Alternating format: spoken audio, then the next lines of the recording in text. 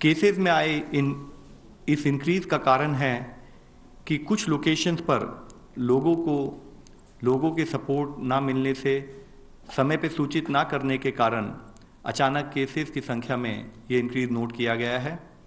और इसीलिए मैं अपनी कल की बात को दोबारा दोहराना चाहूँगा कि हमारी इस कोविड-19 की लड़ाई में हम उतने ही सक्सेसफुल हो पाएंगे जितना हमें कम्युनिटी में सबका सपोर्ट मिलेगा। इस जंग में किसी भी एक समाज के व्यक्ति का सपोर्ट ना मिलने पर पूरे समाज को उसका नुकसान उठाना पड़ेगा। और इसलिए मैं फिर आपके द्वारा सबसे अपील करता हूं कि ये हम सबकी सामूहिक लड़ाई है, हमें सबको मिलकर इसमें कार्य करना पड़ेगा। हेल्थ मिनिस्ट्री राज्यों के साथ कोऑर्डिनेट करते हुए रिगरसली सभी कॉन्टैक्ट की ट्रेसिंग पर काम कर रही है, ताकि हम ये इंश्योर कर सकें कि एज पार्ट ऑफ हमारा जो इन्फेक्शियस डिजीज कंटेनमेंट स्ट्रैटेजी है, हम सभी मामलों को आइडेंटिफाई कर सकें और उन पर प्रोटोकॉल के हिसाब से एक्शन ले सकें। इसी संदर्भ में मैं ये भी आपकी दृष्टि में लाना चाहूँगा कि कुछ केसेस ऐसे आए थे जहाँ पर कि लैंड ओनर्स या होम ओनर्स जो डॉक्टर्स और पैरामेडिकल स्टाफ को उनको फोर्स कर रहे थे कि आप अपने उनको लोकेशंस को वेकेट कीजिए। तो जैसे कल मैंने आपसे कहा था, तो उन सब से हमने कहा था कि आप उनको वेकेट ना करें। और इसी के तहत दिल्ली गवर्नमेंट ने इससे संबंधित एक ऑर्डर भी एपिडेमिक डिजीज एक्ट में इशू किया है, जिसमें उन्होंने कहा कि सभी जिला मजिस्ट्रेट, म्यूनिसिपल कॉरपोरेशंस और डिप्टी कमिश्नर्स और पुलिस, ये सब एक्ट के तहत अगर इस टाइप की कोई उनकी नॉलेज में कोई ऐसी सिचुएशन आए तो उस पर वो एक्शन लें। कोविड-19 के रिस्पॉन्स के लिए एक साइंस और टेक्नोलॉजी का एम्पावर्ड कमेटी का भी गठन किया गया है, जिसकी अध्यक्षता doctor Vinod Paul, member NITI Aayog, और professor K Vijay Raghavan, principal scientific adviser to the prime minister, वह कर रहे हैं। यह कमेटी कोऑर्डिनेट करेगी साइंटिफिक एजेंसीज, साइंटिस्ट, इंडस्ट्रीज और रेगुलेटरी बॉडीज के बीच में। इसमें department of science and technology, department of biotechnology, CSIR, DRDO और इंडियन इंस्टीट्यूट ऑफ साइंस के संबंधित अधिकारी भी हैं। और इनका प्रयत्न होगा कि कैसे रिसर्च और डेवलपमेंट को आगे बढ़ाया जाए। गवर्नमेंट प्रोएक्टिवली प्राइवेट सेक्टर के साथ मिलकर बड़े पैमाने में कैसे हम टेस्टिंग और सीरोलॉजी एसेज पर काम करें, उस पर प्रयत्न कर रही है। किस तरीके से हम सर्वेलेंस और क्लिनिकल रिसर्च को बढ़ाएं ताकि हम वायरस को कंट्रोल कर सकें, उसके बारे में कुछ और हम नॉलेज पा सकें, उस पर काम चल रहा है। इसके साथ ही साइंटिफिक इंस्टीट्यूशन जो हमारे गवर्नमेंट के जितने मंत्रालय हैं जो इससे लिंक्ड हैं, वो उनके साथ मिलकर मल्टीडिसिप्लिनरी प्रोजेक्ट्स कर रही है, which are primarily focused on repurposing of drugs.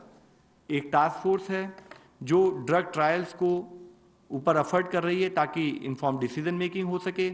इसी तरह से कुछ मैथमेटिकल मॉडल्स ताकि वो डिजीज़ को समझ सकें, मेडिकल इक्विपमेंट के बारे में और ऑक्सिलरी रिक्वायरमेंट्स के बारे में काम कर सकें, उसके ऊपर प्रयत्न चल रहा है। मिनिस्ट्री ऑफ टेक्सटाइल्स और फार्मा के साथ मिलकर और स्टेट्स के साथ कोऑर्डिनेट करते हुए health ministry personal protection equipment, mask, ventilators और जो रिलेटेड लॉजिस्टिक्स हैं उनको प्रोड्यूस करने वाली फैक्ट्री के साथ उनको सपोर्ट करके कैसे इनकी अवेलेबिलिटी को बढ़ाया जाए, उस पर काम कर रही है। मिनिस्ट्री ऑफ एक्सटर्नल अफेयर्स ने कोरिया, टर्की और वियतनाम के सप्लायर्स को भी आइडेंटिफाई किया है ताकि हम अपनी अवेलेबिलिटी देश में इन लॉजिस्टिक्स आइटम्स की बढ़ा सकें। DRDO लोकल मैन्युफैक्चरर्स के साथ मिलकर भी इसी तरीके से N95 मास्क और जो रिमेनिंग लॉजिस्टिक्स है उनको बढ़ाने के लिए कार्य कर रही है। हेल्थ मिनिस्ट्री ने ANMs, आशा वर्कर्स, आंगनवाड़ीज, आयुष के डॉक्टर्स जो हैं हमारे, और हमारे डॉक्टर और नर्सिंग स्टाफ और जो हेल्थ प्रोफेशनल्स हैं, उनके लिए अपनी वेबसाइट पर कोविड-19 को मैनेज करने से संबंधित जैसे कि field surveillance, supervision and lab testing, clinical management, isolation facility management, intensive care management और infection control in the clinical locations, quarantine facility management, इनसे संबंधित वेबसाइट पर अपलोड किया है। 30 मार्च को हेल्थ मिनिस्ट्री के द्वारा 2 जो वेबिनार कंडक्ट किए गए थे, उसमें मैं आपकी दृष्टि में लाना चाहूँगा कि उसमें करीब 15,000 नर्सेस की ऑनलाइन ट्रेनिंग की गई और इसे अब तक देश भर में 1 लाख से ज़्यादा हेल्थ प्रोफेशनल्स ने यूज़ किया है, डाउनलोड किया है। हेल्थ मिनिस्ट्री इसके साथ ही क्रिटिकल केयर के ऊपर भी फिजिशियंस के अपने वेबिनार शेड्यूल के साथ लोगों को ट्रेनिंग ऑर्गेनाइज करा रही है। साथ ही माननीय प्रधानमंत्री जी ने भी सोशल वेलफेयर ऑर्गेनाइजेशंस के रिप्रेजेंटेटिव से वीडियो कॉन्फ्रेंस के जरिए बातचीत की। उन्होंने इन सभी जो सोशल वेलफेयर ऑर्गेनाइजेशंस हैं इनके सर्विस माइंडसेट के लिए इनकी सराहना करते हुए इनके द्वारा जागरूकता फैलाने, सोशल डिस्टेंसिंग के इम्प्लीमेंटेशन और जो हमारे लोग हैं, जो गरीब लोग हैं, उनको बुनियादी आवश्यकता और एसेंशियल इश्यूज में कोई दिक्कत ना हो, उसमें गवर्नमेंट के साथ मिलकर काम करने की अपील की है और उनके साथ आगे बढ़ने के लिए उनको सपोर्ट करने के लिए कहा है। माननीय प्रधानमंत्री जी ने इसी श्रृंखला में ग्लोबल कोविड-19 पेंडेमिक के रेस्पॉन्स पर डिस्कशन करते हुए दुनिया भर में जो भारत के सभी दूतावास हैं और उच्च आयोगों के प्रमुखों के साथ भी वीडियो कॉन्फ्रेंस के जरिए बातचीत की है। इसके साथ ही क्योंकि कई जगह पर कहीं भ्रांतियां फैलती हैं, कहीं जगह पर कुछ टेक्निकल इश्यूज पर डाउट आते हैं, तो जैसे कि हमारी 1075 हेल्पलाइन के द्वारा हम लोगों को टेक्निकल गाइडेंस देते रहे हैं, इसके साथ ही अब हम एक जॉइंट सेक्रेटरी और एम्स के डॉक्टर्स के साथ मिलते हुए एक स्पेशल टीम बनाते हुए किसी को भी अगर कोई टेक्निकल गाइडेंस चाहिए, ऑथेंटिक टेक्निकल इंफॉर्मेशन चाहिए, उसके लिए एक प्रोसेस हम नेक्स्ट 24 घंटे में शुरू करने वाले हैं, जिसके द्वारा उस पर्टिकुलर ईमेल पर अगर आपके कोई टेक्निकल डाउट्स हैं तो आप पूछ सकते हैं, उनको एनालाइज किया जाएगा, उसके बारे में आपकी जो रिक्वायर्ड गाइडेंस होगी, अगर इमीडिएट होगी तो इमीडिएट दी जाएगी, नहीं तो उसको टेक्निकली एग्जामिन करके ये गाइडेंस दी जाएगी। इसका पर्पज़ यह है कि इसके द्वारा ऑथेंटिक टेक्निकल इन्फॉर्मेशन हम सबको दे सकें। ये इसलिए भी जरूरी है क्योंकि अगर ऑथेंटिक और जेन्युइन टेक्निकल इन्फॉर्मेशन सबके पास अवेलेबल होगी तो उसके कारण जो अननेसेसरी डाउट्स और जो पैनिक की सिचुएशन आती है वो नहीं होगी। साथ ही माननीय हेल्थ मंत्री हैं, उन्होंने भी कल एक सैम्पलिंग और टेस्टिंग स्ट्रैटेजी पर एक रिव्यू मीटिंग की थी। उन्होंने इस संदर्भ में एडिक्वेट टेस्टिंग फैसिलिटीज देश में होनी चाहिए, टेस्टिंग किट्स होनी चाहिए, उसके ऊपर चर्चा की। साथ ही उन्होंने ministry of science and technology को भी फर्दर टेक्निकल सॉल्यूशंस के ऊपर काम करने के लिए आदेश दिए हैं। उन्होंने कहा है कि ये इंश्योर किया जाए कि जो टेस्टिंग किट्स की क्वालिटी है बोथ गवर्नमेंट और प्राइवेट सेक्टर में उसको इंश्योर किया जाए। साथ ही इंडिजिनस डेवलपमेंट पर भी जो कि ऐसे चीपर हो, फास्ट हो और एक्यूरेट हो और उसके ऊपर भी काम हो, उसके लिए उन्होंने आदेश दिए हैं। उन्होंने कहा है कि साथ ही ऐसी स्टेट्स है जहां पर कि नंबर ऑफ लैब्स अभी कम है, जैसे कि नॉर्थ ईस्ट के प्रांतों में, वहां पर स्पेशल एम्फेसिस दिया जाए ताकि हम हर जगह पर इंश्योर कर सके कि टाइम पर टेस्टिंग हो सके। आज ग्रुप ऑफ मिनिस्टर्स की भी मीटिंग हुई थी जिसमें हेल्थ मंत्री साहब के साथ minister of external affairs, civil aviation, shipping, chemical and fertilisers और minister of state for home और minister of state for health and family welfare सभी प्रेजेंट थे, जिन्होंने देश में चलती हुई सिचुएशन का पूरा एनालिसिस किया, जायजा लिया। उन्होंने इस सिचुएशन में ये भी कहा है कि हमें स्टेट्स के साथ मिलकर ये इंश्योर करना है कि जो हमारे डेडिकेटेड कोविड हॉस्पिटल्स हैं उनको जल्दी से जल्दी और लार्ज नंबर में बनाया जाए। स्टेट्स के साथ कोऑर्डिनेट करते हुए जो हमारे माइग्रेंट पॉपुलेशन है उनके बारे में भी अगर उनको हमने किसी टेम्परेरी शेल्टर में कहीं पर हमने उनको ऑर्गेनाइज किया है तो उनका मेडिकल चेकअप किया जाए, उनको required psycho social support provide कराया जाए और इसके साथ ही जो अगर नीड है तो नीड के हिसाब से हेल्थ प्रोफाइलिंग करते हुए उनको अगर किसी और फैसिलिटी मैनेजमेंट या होम क्वारंटाइन सजेस्ट किया जाए उसके लिए भी स्टेट के साथ हम चर्चा करके इसको ऑर्गेनाइज कराएं, उन्होंने आदेश दिए हैं। अंत में मैं आप सबसे फिर यही कहना चाहूँगा कि हमारे लिए बहुत ज़रूरी है कि हम इस कोविड-19 की लड़ाई में अपने एफर्ट्स को उसी कंटिन्यूड विगर, उसी कंटिन्यूड स्ट्रेंथ के साथ करें ताकि हम जो ये बीमारी है, जो ये मजबूरी, जो दिक्कत हमारे सामने है उससे हम लड़ सकें और उससे विजयी हो सके। धन्यवाद। धन्यवाद। गृह मंत्रालय की प्रवक्ता। नमस्कार। जैसा आप सबको पता है, भारत सरकार कंटिन्यूअसली राज्य सरकारों के साथ और केंद्र शासित प्रदेशों के साथ लॉकडाउन मेजर्स के एनफोर्समेंट को मॉनिटर कर रहा है। लॉकडाउन का एनफोर्समेंट स्टेट्स और यूटीज़ में संतोषजनक रूप से चल रहा है। एसेंशियल सप्लाईज की स्थिति भी संतोषजनक है। जो हमें राज्य सरकारों और यूटी से जानकारी प्राप्त हुई है, उसके अनुसार लगभग स्टेट्स और यूटीज़ में लगभग 21,064 migrant work relief camps setup किए गए हैं और इन रिलीफ कैंप्स में लगभग 6 लाख से अधिक, अगर मैं एग्जैक्ट फिगर कोट करूं तो 6,66,291 लोगों को शेल्टर की सुविधा दी गई है। इसके अलावा लगभग 23 लाख लोगों को भोजन की भी सुविधा प्रदान की गई है। ये सुविधाएं जो पुअर और डेस्टिट्यूट हैं उनको उपलब्ध हैं, ये स्ट्रैंडेड माइग्रेंट वर्कर्स को भी उपलब्ध है, ये उन वर्कर्स को भी उपलब्ध हैं जिनको सिर्फ भोजन की आवश्यकता है, और ये सुविधाएं उनको भी उपलब्ध हैं जो अपने गंतव्य स्थान पर पहुंच गए हैं लेकिन सेल्फ स्टैंडर्ड हेल्थ प्रोटोकॉल के अनुसार क्वारंटाइंड हैं। तो ये सुविधाओं का ये सभी माइग्रेंट वर्कर्स लाभ उठा रहे हैं। माइग्रेंट वर्कर्स की स्थिति नियंत्रण में है। इंटरस्टेट कार्गो मूवमेंट, जैसे मैंने आपको कल भी बताया था, परमिटेड है और स्मूथली चल रहा है। जहाँ भी कोई भी समस्या हमारे संज्ञान में लाई जाती है, वहाँ हम तुरंत उसके निदान के लिए कार्रवाई करते हैं। हमारी आशा है कि इन सब कदमों के साथ लॉकडाउन इफ़ेक्टिव रहेगा, एसेंशियल सप्लाईज की भी स्थिति संतोषजनक रहेगी और हम सब मिल करके कोविड-19 के चैलेंज को इफ़ेक्टिवली टैकल कर पाएंगे। धन्यवाद। डॉक्टर गंगा केतकर जी। अभी तक हम लोगों ने 42,788 सैंपल्स टेस्ट किए हैं। कल 4,346 यानी 4,346 सैंपल्स टेस्ट हुए, which represents 36% of our capacity. अभी इस वक्त 123 लैब्स फंक्शनल हो चुके हैं।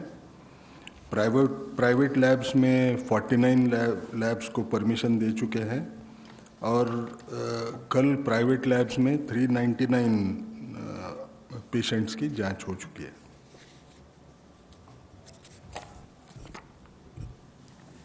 सबसे पहले ऑनलाइन क्वेश्चन है।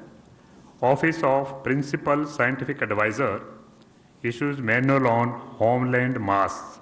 Is there any change in the policy now regarding widespread adoption of homemade masks? As far as homemade masks are concerned, as of now, international bodies like WHO, they have not given a very categorical opinion in terms of its usage. However, in view of the fact that there might be need to have masks available, the whole issue is being technically examined by the Ministry of Health and suitable guidance will be issued soon. 156. Sir नमस्ते, मैं अशोक हूँ NI से। मेरा सवाल आपसे कि अभी आपने कोरिया और वियतनाम के बारे में बताया है, वो एक थोड़ा डिटेल्स में दे दें। और दूसरी बात, क्या हम लोगों ने कुछ ऐसे मेडिकल इक्विपमेंट्स हैं जो कि सर्बिया को हम लोगों ने भेजे हैं, और क्या जो आइटम्स भेजे गए हैं वो हमारे देश में पर्याप्त हैं? मेरा दूसरा सवाल है होम मिनिस्ट्री से। जो निज़ामुद्दीन में मरकज़ की कहानी चल रही है, इस बारे में क्या कहीं ऐसा लगता है आपको कि इंटेलिजेंस फेल्योर का एक नतीजा है जो कि लोग यहाँ पे जमा हुए और इस तरीके से स्प्रेड हुआ, और कितना ये बढ़ सकता है दिल्ली में? So sir, as I mention to you कि हमारा जो पूरा एफर्ट है कि जो हमारे लॉजिस्टिक्स हैं वो देश में भी बनाए जाएं और जहाँ से भी हमें विदेशों में भी कहीं से मिल सकते हैं, उसके लिए हम मिनिस्ट्री ऑफ एक्सटर्नल अफेयर्स से मिलकर इस प्रयत्न को कर रहे हैं। कोरिया, वियतनाम के अलावा और भी बहुत से देश हैं जिसमें हम अपने दूतावासों के द्वारा कि जहाँ पर भी कोई भी लॉजिस्टिक्स, चाहे वह पर्सनल प्रोटेक्शन इक्विपमेंट हो, N95 मास्क हो और हमारे रिमेनिंग वेंटिलेटर्स या कोई भी ऐसी आइटम हो जो हमारे को कोविड केसेस के मैनेजमेंट चाहिए, उसके लिए हम उनके साथ मिलकर एफर्ट्स कर रहे हैं। With respect to your issue about Serbia, sir, I am not aware of it as of now. I can get back to you with details later on. Yeah, home ministry component.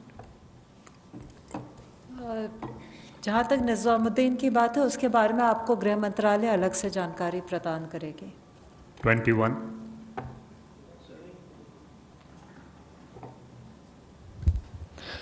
Sir, ये hot spot को लेकर कब आप लोग इस नतीजे पर पहुंचते हैं कि ये जगह वाकई हॉट स्पॉट की कैटेगरी में है? और अब तक जो पुराने जगह थे जो हॉट स्पॉट कभी थे, वो कौन कौन से जगह है जहां पे आप लोगों को सफलता मिल गई है? देखिए, जहाँ पर भी हमारे को एक भी केस आया तो प्रैक्टिकली हमारे लिए, देश के लिए वो एक हॉटस्पॉट है। उसके साथ ही अगर किसी पर्टिकुलर एरिया में ज़्यादा केसेस आते हैं तो हमारा कंसंट्रेशन उस पर्टिकुलर एरिया में नेचुरली और ज़्यादा बढ़ जाता है। इसके साथ ही जैसे पिछली बार भी मैंने आपको बताया था, ये भी एक बहुत डायनेमिक फिगर है। मान लीजिए कि अगर हमारे को शुरू में 2 या 3 केस केरला में मिले थे, उन केसेस को हमने कॉन्टैक्ट ट्रेसिंग करके प्रॉपरली मैनेज किया और उस पूरी चेन ऑफ ट्रांसमिशन को समझते अगर हमने उसको क्लोज कर दिया तो हमारे लिए वो जगह हॉटस्पॉट नहीं रहती। अब की सिचुएशन में जब हमारे यहाँ पर 1200 के करीब अगर केसेस हैं तो आप समझ सकते हैं कि हमारे नंबर ऑफ हॉटस्पॉट्स उसी एक्सटेंड में बढ़ गए हैं और उसी एक्सटेंड में कुछ एरियाज़ में जहाँ हमारा एक्शन कंप्लीट हो जाता है, जहाँ पर कि हमारा 28 दिन का चेन ऑफ ट्रांसमिशन का मॉनिटरिंग भी कम हो जाता है और हमें लगता है हमने उसको कंट्रोल कर लिया, तो हम उनको हॉटस्पॉट की स्थिति से बाहर निकाल लेते हैं। इसी से जुड़ा हुआ क्वेश्चन है, जस्ट वेट, सप्लीमेंट्री क्वेश्चन यहाँ से ले रहे हैं हम लोग ऑनलाइन, या just wait for that. Name the hotspots and specify in quantitative terms what criteria it uses to designate areas as hotspots, the criteria for hotspots. Sir, as I mentioned, the criteria is as and when we get a case in a particular location, for us it is as big as a hotspot, and we have a cluster containment strategy, we have a containment approach there, we do the contact tracing, we also identify the containment zone, we identify the buffer zone, wherein special teams do house-to-house search in terms of identifying cases related with severe acute respiratory illness and influenza-like illnesses and organize treatment into the identified containment zone. As far as the issue with respect to कि हमें कहाँ पर सफलता मिली है, I can assure you wherever cases are there, all these cases states are forming special teams and taking required actions. However, since the situation is so dynamic with larger number of cases being reported on a daily basis, while we have got success in some areas, in those areas we might have got, because of travel history or otherwise some other cases, because of contacts also. So those areas which might be my success story yesterday can become a hotspot for today. It is a very dynamic situation, and based on that situation, states are taking required action. 55. Spoke about the PPEs import. The countries you mentioned are Korea, Vietnam. I just want to know if there's any specific advisory or precautions the ministry is taking about imports from China, because a number of countries, particularly some European countries, have complaints about imports from China, about the PPEs and other masks they've imported. Sir, it is not only about China. I think we are very clear, and we have also told our procurement agencies, we have also discussed with Ministry of External Affairs that whichever country we plan to procure any of the items, they should follow the required standard and the technical guidelines before they are imported. Number 6. I have two brief questions for Mr. Agarwal. Mr. Agarwal. States like Rajasthan and Bihar, maybe a couple of more, have suspended their routine immunization activities, ANC checkups and VHSND days. Now, WHO clearly said yesterday, and in fact it gave a detailed statement saying essential health services, and it named immunization and delivery care among them, should be carried out with no obstruction. So is center considering, though health is a state subject, I understand, but is center considering an advisory to be issued to these states so that immunization kind of activities are not halted, because it will have a long-term impact? So my second question is, many countries have shared their data with WHO in terms of their healthcare workers affected by COVID-19. Do we have any such data for India, and has it been shared with WHO? Ma'am, as far as basic essential services with respect to health are concerned, we have been working with states and ensuring that those basic health services continue. And if any state is taking a decision to the contrary, Government of India will collaborate with that state to ensure that those services continue. With respect to healthcare associated infection, it is a major area of concern for all of us. I keep mentioning that as part of our strategy to manage COVID-19, we have been taking up extensive training across the country in terms of ensuring that our healthcare staff is aware of what precautions need to be taken when it comes to COVID-19 management. There have been cases reported primarily in few locations with respect to the fact that someone doctor who got infected, and not that he was attending to patients and he ended up infecting other people, but primarily because he was a doctor and he was interacting with other fellow colleagues, he ended up infecting few of them. As far as sharing of the data with WHO is concerned, under international health regulation, whatever data needs to be shared with WHO always get regularly shared. 18. मैं Nitendra DD news से 18 is not with you. You are passing on the number unnecessarily. You will not get the term then. Okay, yes, carry on. चलो. Anyway, he has passed on his turn to you. Please ask the question. नहीं, I said कि wait, it's my turn. 18 मेरा number है. Sir मैं पूछता हूँ sir, ये कि अब तक जो निज़ामुद्दीन से लोग हटाए गए वहाँ से, उनको कहाँ कहाँ रखा गया है और उनमें से कितने कोई रिपोर्ट आ चुकी है और कितने पॉजिटिव है, आप क्या इसकी जानकारी है? और दूसरा ये कि आप कह रहे हैं हॉटस्पॉट्स बदलते रहते हैं, आज की तारीख में कौन से हैं, कुछ आप उस पर बता सके तो? सर आज की तारीख में जहाँ भी हमें एक भी केस मिला है वो हमारे लिए गवर्नमेंट ऑफ इंडिया के लिए it is as good as a hotspot. As I mention कि जहाँ पर अगर उस हॉटस्पॉट में भी अगर ज़्यादा केसेस मिलते हैं तो टू दैट एक्सटेंट हमारा action in terms of containment उतना ही बढ़ जाता है. With respect to Nizamuddin area and otherwise, I would request that we all need to understand and appreciate it is not the time of doing either any fault finding or otherwise. हमारे लिए ज़रूरी है कि अगर हमारे को किसी भी एरिया में कहीं पर भी कोई केस मिले तो हम उसको अपने कंटेनमेंट प्रोसेस के हिसाब से उस पर एक्शन लें.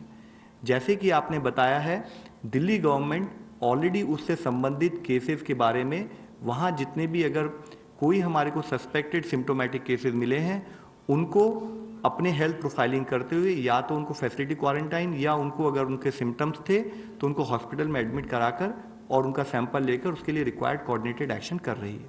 54.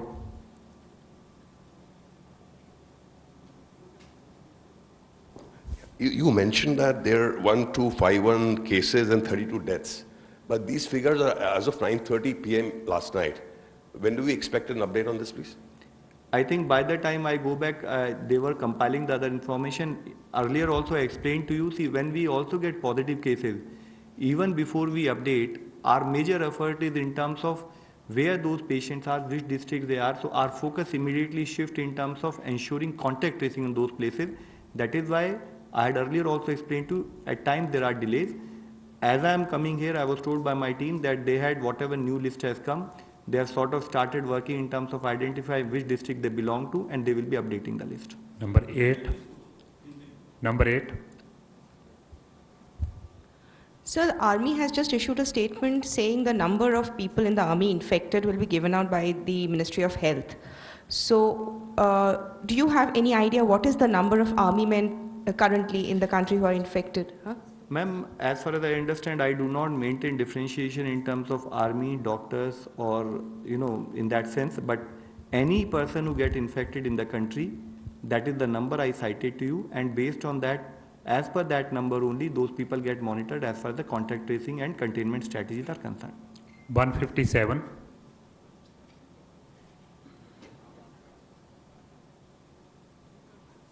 सरकार का ये डाटा है कि जो लोग माइग्रेट हुए हैं महानगरों से गांव की ओर, उनमें से 10 में से 3 आदमी इन्फेक्ट होने की आशंका है उनकी. तो इसका कोई कंक्रीट डाटा है या सिर्फ अंदाज़ा लगाया जा रहा है? सरकार है सुप्रीम कोर्ट में सरकार ने यही बताया. सर ये मेरी नॉलेज में नहीं है, लेकिन ये मैं आपको ज़रूर बता सकता हूँ कि आप ये मान के चलिए कि अगर हम वाइड स्केल माइग्रेशन अगर होगा और पर्टिकुलरली भी उन एरिया से जहाँ पर कि इन्फेक्टेड केसेस पाए गए हैं, तो चांसेस हैं कि उसमें अगर कोई इन्फेक्टेड पर्सन है और वो ट्रैवल करे और वो दूसरे प्रांतों में जाए या दूसरे शहरों में खासकर कि ग्रामीण प्रांतों में जाए, तो वहाँ पर भी अगर उनमें से कोई भी इन्फेक्टेड है तो उस बीमारी के फैलने के चांसेस हैं. जो हमारी लॉकडाउन और सोशल डिस्टेंसिंग के जो हमारे प्रोसेसेस हैं, उसका मेजर एफर्ट है कि जो जहाँ है वो वहीं रहे. किसी भी टाइप का पैनिक करने की ज़रूरत नहीं है. अवेयरनेस की ज़रूरत है, बीमारी के बारे में अंडरस्टैंडिंग की ज़रूरत है और उसको कैसे मैनेज कीजिए उसकी ज़रूरत है, ना कि एक जगह से दूसरी जगह से जाने की. तो इसके लिए मैं आपसे ये कहना चाहूँगा कि चांसेस हैं कि उनमें पॉजिटिव केसेस हो सकते हैं और इसीलिए हमने सबको एडवाइस किया आप जहाँ हैं वहीं रहें, और अगर साथ में कोई गए भी हैं तो हमने उनको मेडिकल एग्जामिन करके या उनको क्वारंटाइन या फैसिलिटी क्वारंटाइन सजेस्ट किया है. 36 नहीं एक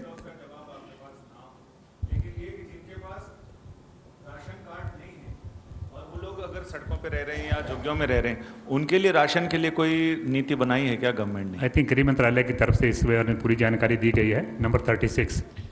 सर नमस्कार, मैं विकास हूँ न्यूज नेशन से।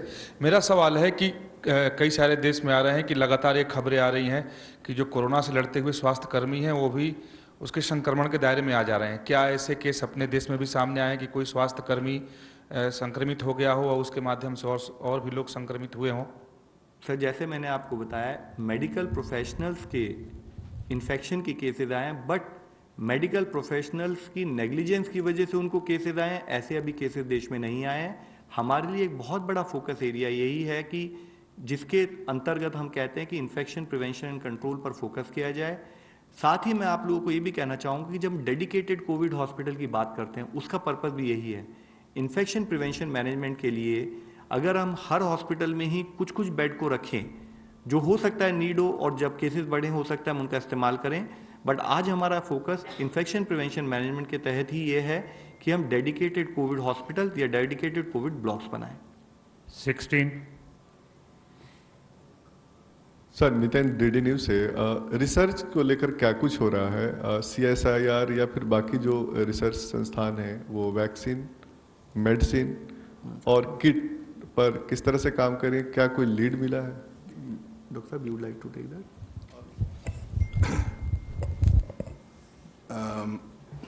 कुछ थोड़ी चीज़ें बताऊंगा। जैसे मैंने बोला, एक बार वायरस आइसोलेट हो गया है तो कुछ फ़र्क पड़ता है। डायग्नोस्टिक्स पे जोर आता है रिसर्च करने को। जो मेडिसिन्स हैं उनका XY वो मॉडल बना के उसमें वो असर कर सकेगा क्या, ये देख सकते हैं। उसके बाद में हम वैक्सीन का जो ट्रायल का जो आप बोल रहे हैं वो भी देख सकते हैं। अब इसमें लीड कुछ आई क्या? कल जो मीटिंग हुई जिसका जिक्र अग्रवाल साहब ने किया, हेल्थ मिनिस्टर की, उसमें CSIR, DST और DBT ICMR के साथ में हम काम करेंगे और जो वैक्सीन का एजेंडा है उसको आगे बढ़ाने का और डायग्नोस्टिक रिएजेंट्स के बारे में काम करने का एजेंडा इन लोगों के साथ में होगा। ICMR की स्ट्रेंथ क्लिनिकल ट्रायल्स और ऑपरेशंस रिसर्च होती है, वो भी हम उतनी ही तेज़ी से करेंगे। जहाँ तक डायग्नोस्टिक्स का सवाल है, शायद नए डायग्नोस्टिक्स अगले 1 या 1.5 महीने के अंदर अपने देश में बनाए वाले कम से कम सीरोलॉजिक जो डायग्नोस्टिक्स होते हैं उनमें कोई तो भी ग्रुप्स तो भी उनमें से एक तो भी आगे आना चाहिए। वायरस की एपिडेमियोलॉजी की बात हो रही है कि हमारे यहाँ कौन कौन से स्ट्रेन्स हैं, क्योंकि उसका इम्पैक्ट वैक्सीन डेवलपमेंट पे होता है। तो हमको जितनी जानकारी है, 3 अलग अलग किस्म के क्वासी स्पीसीज सर्कुलेट हो रहे हैं, क्योंकि हमारा ये इम्पोर्टेड इन्फेक्शन था, अलग अलग देशों में से आया, तो एक किस्म का मिक्सचर हमको हमारे देश में दिखेगा। लेकिन अभी भी ऐसे नहीं लगता है कि ये अलग देशों से भी आया होगा तो भी उसका असर अलग कुछ दिखेगा या उसकी तीव्रता फैलने में या और कोई ढंग से अलग रहती होगी, ऐसा अभी तक कोई सबूत मिला नहीं है। गृह मंत्रालय के लिए एक और क्वेश्चन है। Has the central government deployed or is planning to deploy paramilitary forces like CRPF and CISF to help better enforce lockdown in some cities? मैं सबको बताना चाहूँगी कि पुलिस और पब्लिक ऑर्डर हमारे संविधान के अनुसार स्टेट सब्जेक्ट्स हैं, तो इनसे संबंधित सभी व्यवस्था की जिम्मेदारी राज्य सरकारों की है। परंतु गृह मंत्रालय आंतरिक सुरक्षा की स्थिति को मॉनिटर करता है और जब उसके पास किसी राज्य सरकार से ये रिक्वेस्ट आती है कि उनके सपोर्ट के लिए सेंट्रल आर्म्ड पुलिस फोर्सेस को डिप्लॉय किया जाए, तब उस पर गृह मंत्रालय कार्रवाई करती है। 51. I would like to know about the testing time. I mean, we're not testing, we're just testing 36% of our capacity. That is what we were just told. So still, what is the lag time? There is a lag time. I know a lot of labs are complaining. So why is the problem there?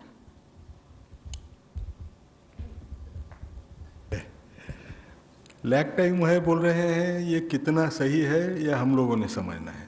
Lag time तो अगर रहता था ज़्यादा तो ministry और हमको जो online immediately दिख रहा है वो तो ये बता रहा है कि हमारे इसमें लैग टाइम नहीं है। अब टेस्टिंग में जो बोल रहे हैं, जो मैंने भी कुछ न्यूज़ आइटम्स पढ़े प्रेस में जो आए हैं कि प्राइवेट लैब्स को परमिशन देने में देरी हो रही है, क्या देरी नहीं हो रही है। जो क्राइटेरिया फिट हो रहे हैं उनको तुरंत रिक्वेजिशन, उनकी जो रिक्वेस्ट है उसको हम हाँ बोल रहे हैं। अब उनको किट जो प्रोक्योर करना है उसमें अगर तकलीफ़ होती है तो उसको हम कुछ कह नहीं सकते, क्योंकि वो तो प्राइवेट लैब का सेक्टर है। हम सरकारी जो फ्री ऑफ कॉस्ट जो टेस्टिंग कर रहे हैं उसके किट्स के हम स्टोर करने की पूरी कोशिश कर रहे हैं और हमको कोई तकलीफ़ नहीं है। तीसरी बात ये हुई कि उसमें रिपोर्टिंग डिलेज आ रहे हैं क्या, क्योंकि अलग अलग फॉर्मेट्स हैं। हमको ऐसे लगता नहीं है कि फॉर्मेट्स अलग रहने की वजह से उसके रिपोर्टिंग में डिले आ रहे हैं। जैसा मैं कह चुका हूँ, दिन की जो फिगर है वो पूरे दिन भर में भरने में 1-2 घंटे का डेटा एंट्री ऑपरेटर्स के लोड की वजह से उनका शायद थोड़ा सा देरी होता होगा, लेकिन 2 या 3 घंटे की देरी को हम लैग टाइम समझना गलत रहेगा। Number 9. My question to Mr. Love Agarwal, I'm Sneha from CNN News 18. I want to ask you how many doctors and paramedical staff, nurses in hospital settings have been infected with COVID-19 in India? What's the report like? My second question is about Jaisalmer and Jodhpur. Are these cluster outbreaks? Because 8 to 9 people have been infected in both these army camps. Ma'am, as far as the medical professional, I have responded twice already today itself. As far as Jaisalmer and other places, kindly understand any case which comes, our containment strategies get in place, and in places where more than 1, 2, 3, 4, 10 or 20 cases are also coming up in a particular district, to that extent the intervention in terms of containment increases. So from my perspective, when I say that we are focused, we are identifying hotspots and we are trying to work with respect to our containment strategies, single case itself is a important event from Government of India perspective and from state perspective, and we follow the protocol. 35. Sir, अंग्रेजी में आपने जवाब दिया था। नीरज हूँ news 18 India से। Data जो है वो अपडेट क्यों नहीं हुआ, इससे हिंदी में एक बार बताते। और दूसरा सवाल ये है कि विदेशों से क्या भारतीयों को लाने की आगे भी योजना है, क्योंकि कोविड के जो कोऑर्डिनेटर हैं अभी मौजूद नहीं है, तो आप अगर बता सके तो। सर, जैसे कि विदेशों से लाने के जो बारे में मेरा आपसे एक सविनय निवेदन यही रहेगा कि कंसर्न आप मिनिस्ट्री ऑफ एक्सटर्नल अफेयर्स के जो हमारे इंचार्ज, अगर आप उनसे गाइडेंस लें तो ही will be able to respond to very very appropriately, वो आपको ढंग से बता पाएंगे। डेटा के विषय में जैसे मैंने आपको बताया था कि देखिए, एक डेटा जो हम पब्लिक डोमेन में आप सबके लिए डालते हैं, उसके साथ ही हमारा जो एक मिनिमम पॉइंट जो हमारा एक फोकस होता है कि अगर हमें कोई पॉजिटिव केस मिले तो हम उस पर इमीडिएटली एक्शन लें।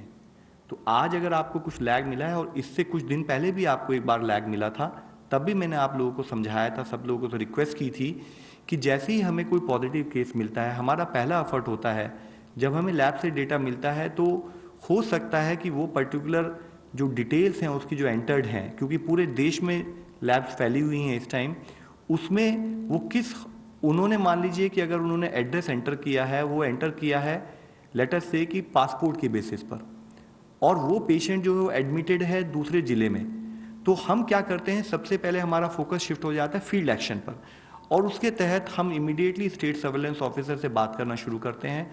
वो पर्टिकुलर केस किस जो हमारे पास डेटाबेस में मिला है कि वो किस ज़िले से बिलोंग करते हैं, और वो एक्चुअल में उस ज़िले में या उस ज़िले के अलावा किसी और हॉस्पिटल में है। जैसे मान लीजिए कि अगर कोई इटालियन या कोई और किसी देश के या और किसी नागरिक को किसी और स्टेट के नागरिक ने कहीं और ट्रैवल करके काम कर रहा है, तो उनका एड्रेस कहीं और का हो सकता है, वो एडमिटेड कहीं और हो सकते हैं। तो हम इमीडिएटली स्टेट से कांटेक्ट करना शुरू करते हैं, कांटेक्ट ट्रेसिंग का काम शुरू करते हैं, कंटेनमेंट स्ट्रैटेजी को पुट इन प्लेस करते हैं। तो इस वजह से अगर कोई थोड़ा डिले है तो मेरी आपसे रिक्वेस्ट होगी, kindly bear with us, we would be willing to provide you all the latest data at any point of time. Number 12. So I have two questions, one to you and one to Dr. Ganga Khedkar. To you, Love sir, how and when do you decide that a particular area should be a hotspot? I understand you say one case is also very crucial for everybody, but is there a set number that when it reaches a number that you decide कि ये area एक hotspot है? And my second question to Dr. Ganga Khedkar is, CDC in US is considering amending some guidelines that healthy people should now also start wearing masks. क्या आपको लगता है कि India में भी जो स्वस्थ लोग हैं, हेल्दी हैं, उनको भी मास्क पहनना चाहिए अपने प्रोटेक्शन के लिए, चाहे वो नॉर्मल कॉटन मास्क ही क्यों ना हो, considering there is also a shortage and crisis of mask? मैं दोनों क्वेश्चन का जवाब दे देता हूँ आपके. So as far as the hot spot is concern, see if you are dealing with a non communicable disease, then it would have been feasible to say कि एक पर्टिकुलर नंबर है तो हम उसको हॉटस्पॉट मान लें. Since we are dealing with the infectious disease, so from Government of India and state perspective, a single case is a hotspot. And let me kindly repeat it to highlight, because it is very important, as I keep telling, keep requesting through you to everyone, that a failure at one level, whatever efforts Government of India has done in last 2.5 months, we can straight away come back to zero. So it is very important for us to understand a single case itself is a hotspot. Parallelly, if in a particular location, not only one case, larger than one cases have been reported, so obviously you would appreciate to that extent the intervention in that particular area need to be higher. With respect to masks, as I explained to you earlier, as far as masks are concerned, first we are requesting to people that not everyone need to wear mask. We are saying we have clearly defined guidelines have been issued when the mask should be worn. We have also indicated that if you are feeling cough or you are not feeling well and you want to go to show to a hospital facility, etc., that is the time you definitely should wear a mask. What we are primarily advocating is focusing on social distancing. And further, also I would like to highlight, since there have been reports that homemade masks may also be considered, this issue is being technically examined and suitable guidelines will be issued in due course of time. Similar question है. एक बोलूं? नहीं, ये जो mask का issue जो है ना, हमको एक समझना पड़ेगा कि जहाँ रिस्क ऑफ एक्सपोजर बढ़ सकती है वहाँ आपको मास्क पहनने की ज़रूरत आएगी. अभी सबसे बड़ी बात क्या है, मास्क पहनते क्यों हैं हम? मुझे मुंह को हाथ नहीं लगाना है, नाक को हाथ नहीं लगाना है, इसलिए पहन रहे हैं. आज अमेरिका का आप अगर आउटब्रेक देखें और हमारा आउटब्रेक देखें तो दोनों में ज़मीन आसमान का फ़र्क है. अब इसमें मेरी प्रोबेबिलिटी जो एक्सपोज होने की है वो इतनी कम है, तो हम जो बोल रहे हैं सही बोल रहे हैं. जिसको बीमारी है यानी खांसी जुकाम है उसने मास्क पहनना चाहिए, बाकी लोगों ने मास्क पहनने की ज़रूरत नहीं है. एक ही आशा है कि हम अगर मुंह को और नाक को हाथ लगाने को टालने की जो बात हम बार बार कह रहे हैं, उसकी अगर आदत हम डलवा लें तो हमको कोई चीज़ से इतना डरने की ज़रूरत नहीं आएगी. ये सिर्फ रिस्क ऑफ एक्सपोजर पे dependent. I think I'll just read the similar question. There is no scientific evidence to show health benefits of using masks for non-sick persons in the community. What prompted this change, that non-sick persons? See, again, let me highlight, there have been, some sort of a discussion that, homemade masks should be allowed, and that is being examined. As far as non-sick persons who should not wear masks, we have clearly delineated the guidelines where the mask should be used. As has just been explained, we suggest that social distancing is a much more appropriate methodology in terms of management. And in case you are going to crowded places, or in case you have cough or sneezing, etc., and that is the situation when you should wear a mask. I would again request, I see whenever I even come here, I find a lot of people, particularly all my media friends, I assume that you have already been appraised of all the guidelines, but I see even you keep wearing a lot of masks at time. So kindly let us not communicate a sense of fear and panic. We should only wear mask when it is needed because it is also a scarce commodity. 69. नमस्कार, मेरा नाम मनीष शुक्ला है, मैं जी news हूँ। मेरा question ma'am से ही है। Ma'am, इस वक्त भारत में कितने विदेशी रह रहे हैं, उनके टोटल्स नंबर। दूसरी बड़ी बात कि कितने विदेशी हैं जो तबलीगी जमात से जुड़े हुए हैं। और तीसरा मेरा क्वेश्चन है कि हम निज़ामुद्दीन का एक देख रहे हैं, लेकिन बाकी देश के किन किन शहरों में तबलीगी जमात के कार्यक्रम हुए हैं। मैंने पहले ही कहा था कि इस मुद्दे पर आपको अलग से गृह मंत्रालय जानकारी देगी। 77.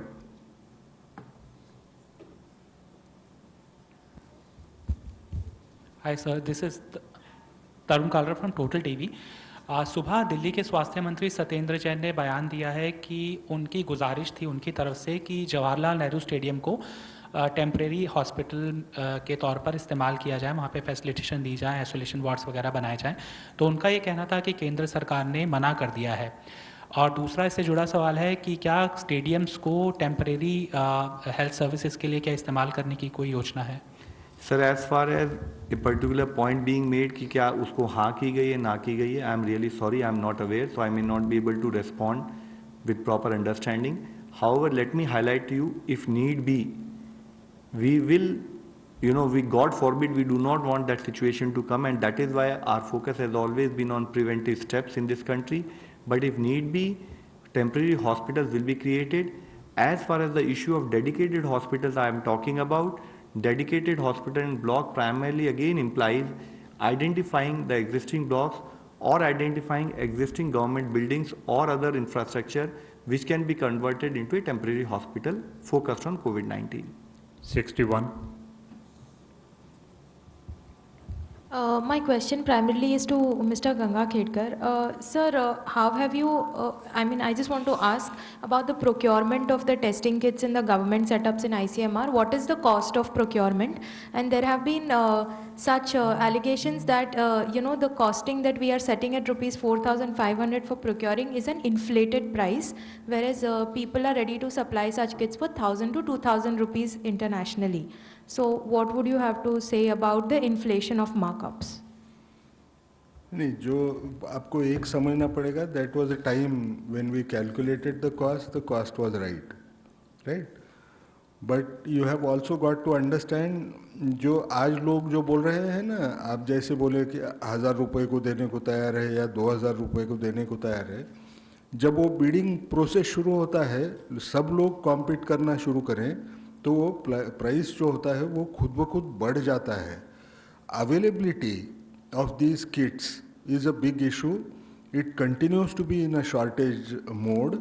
If we have to enhance the access of testing, we need to take steps which are prudent at this time point. अब रहा सवाल आगे जो आपका हिंट था उसमें कि क्या कल उसके भाव कम हो सकते हैं। भाव जैसे भी कंपटीशन, मार्केट में कंपटीशन होती है, खुद ब खुद उसके भाव वो गिरना शुरू हो जाएंगे, इसमें कोई शक नहीं है। Last online question. After the can I just make a small request? See, if you are saying that someone is willing to supply same kits which are being used and they are at a cheaper price, kindly ask them to get in touch with DG ICMR office because it will be helpful to the country. Only request is, again I would highlight, it should be the same material which we are talking, the same standards which we are talking. Last question is, after the mathematical modeling it published last week, has the ICMR concluded any research on COVID-19 trends in India or related aspects? If yes, please elaborate. देखो अब ये trends और ये बार बार आ रहा है। सबसे पहले तो एक स्टेटमेंट करूँगा, मुझे ऐसे लग रहा है शायद हमारे दिल में ऐसे हमको महसूस होता है कि हमारे यहाँ बहुत बड़ा आउटब्रेक होने वाला है। जो सरकार ने स्टेप्स लिए हैं उसके ऊपर हमको ये भरोसा नहीं है कि ये इतना बढ़ेगा नहीं। लोग क्या करते हैं, हर एक जन स्टैटिस्टिशियन हो जाता है, जैसे नंबर देखता है ना, उसको खुद को ऐसे लगता है कि मुझे वो समझ में आएगा वो कैसे किधर जाएगा करके। एक चीज़ बहुत समझना बहुत ज़रूरी है, जो स्टैटिस्टिशियन होता है उसको भी बोलने को वो डरता है कि ये मैं जो बोल रहा हूँ वो सही ऐसे होगा क्या। अब ट्रेंड का जो आप बात बोल रहे हैं, सबके मन में विचार क्या है, ये लॉकडाउन हुआ तो उसका कोई परिणाम दिखेगा, अभी कितने जल्दी दिखेगा। एक समझ के चलो उस टाइम पे हम ये भूल रहे हैं कि इसका इंक्यूबेशन पीरियड जो है वो हम 14 दिन का बोल रहे हैं। जो आज आपको केसेस दिख रहे हैं ये केसेस तो पुराने केसेस हैं। मैं ऐसे अगर बोला तो इसमें कोई गलत नहीं है। मैं ट्रेंड क्या देखूंगा अभी, जब उतना गैप उतने दिन जाना चाहिए कि पुराने केसेस कैसे जो दिखना बंद हो जाए, तो ही मुझे अंदाज आएगा कि ये ट्रेंड में क्या फर्क हुआ या ट्रेंड क्या हुआ है करके। Last comment from Mr. Agarwal. So I would just like to again extend from further what my colleague mentioned. देखिए, जब हम ट्रेंड की बात कर रहे हैं, we all need to understand that in this huge country, what is going to happen is whatever analysis we may do, but we cannot analyze and take into consideration all factors required in terms of doing a proper modeling. To give an example, for example, all the models which I have been listening and from different forum people keep WhatsApp or sending emails to me, none of them have even accounted for the fact that country will take a preemptive decision going for a lockdown and social distancing. Today, challenge is not that model. Challenge is to understand that when government is trying to proactively work towards managing this situation, we request that all these technical guidelines are implemented. You would kindly appreciate that if one person fails, again I'll repeat, if one person does not support, if we miss one case, or to that extent, the threat, it cannot be actually accounted for by any of the model. And if we collectively stand together and manage this situation, then no model can highlight, what India has delivered. This is a challenge for all of us today. Who had accounted for the fact, again let me highlight one simple point, that WHO, like sometimes you keep asking me, has this been declared, has this transmission has happened, has that transmission has happened. Let me just ask a counter understanding. Kindly guide me on that. We should have started taking action when WHO would have declared this as a public health emergency of international concern. Did we wait for that? We started acting 13 days earlier to that. So country's response has continuously been anticipating and taking advance action. And that is why in this context, every time I request all of you and through you to everyone in our community today, that it is important that we follow the guidelines issued, because all these guidelines are done with primarily an intention that we are able to break the chain of transmission.